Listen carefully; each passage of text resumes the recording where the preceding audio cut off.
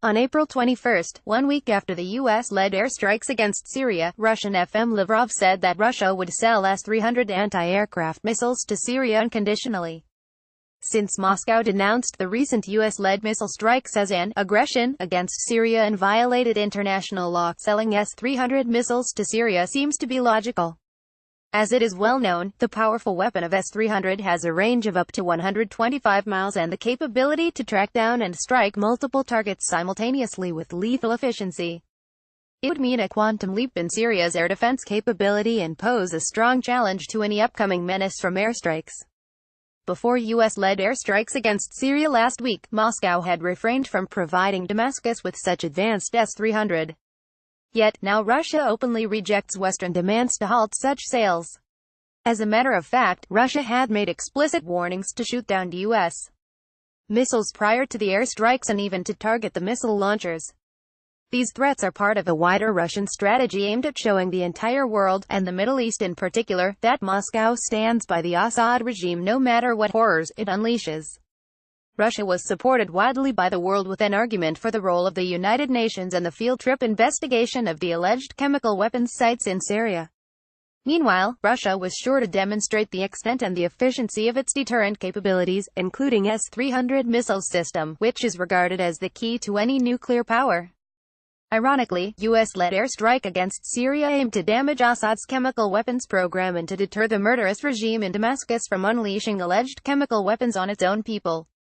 Yet in reality, the strikes are more of an indication of Russia's success at causing Western powers to limit their actions and opt for extreme caution in their response to Assad's regime. Since Russia's actions are guided by a cold, hard logic, by standing firm alongside its Syrian client, it sent a message globally that any Middle Eastern state which aligns with Russia will gain the essentially unconditional backing of a great power whose overall purpose is to rebuild its global power status and boost the value of Russia as a trusted great power. The West outfoxed. In diplomatic field, Russia also shows its position. On the same day of U.S.-led airstrikes against Syria, a sovereign state and also a client state of Russia, President Putin denounced the attack as the U.S. is deepening a humanitarian catastrophe. In both legal and moral terms, U.S.-led coalition's military action openly violated international law, norms and practices. As the fully armed nuclear powers and the permanent members of UN Security Council, the U.S., Britain and France deliberately ignored the high authorities of the United Nations. Just 1 day ago, Secretary-General Guterres called for the creation of an independent panel that could determine who used chemical weapons in Syria, as the absence of such a body increases the risks of a military escalation in a country already driven by confrontations and proxy wars. Yet, the three powers arrogantly rejected the appealing from international community. Why the trio acted so? Postulating his anthropo-geographic inversion as a pattern in current international relations, Professor Anis H. Bayraktarovic was predicative and accurate on the MENA dynamics. It is an absolute imperative for the external, peripheral powers to dominate such a pivotal geo-economic and geopolitical theater by simply keeping its center soft, e.g. by preempting, preventing or hindering the emancipation that might come through any indigenous socio-political modernization and economic diversification. This is the very same imperative that has remained a dominant rationale of inner-European and Asian-mact politic for centuries. Professor concluded on instruments used to, an exceptional fact that the Middle East is a cradle of all four monotheistic religions is thus turned into its own paradox.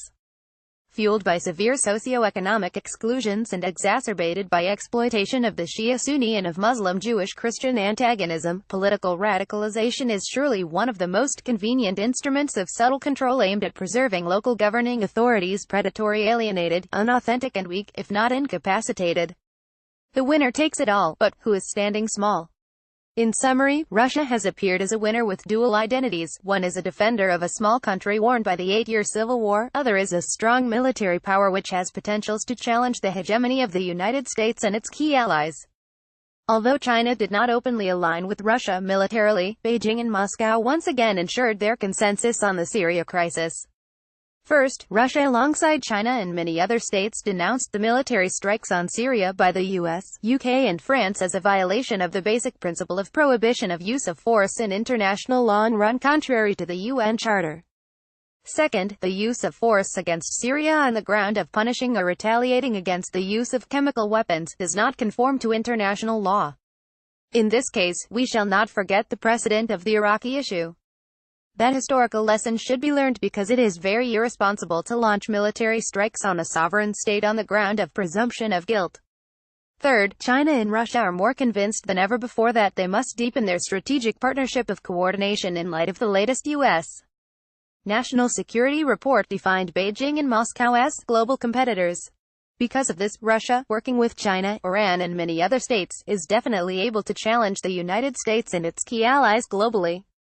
Wang Li is Professor of International Relations and Diplomacy at the School of International and Public Affairs, Jilin University, China.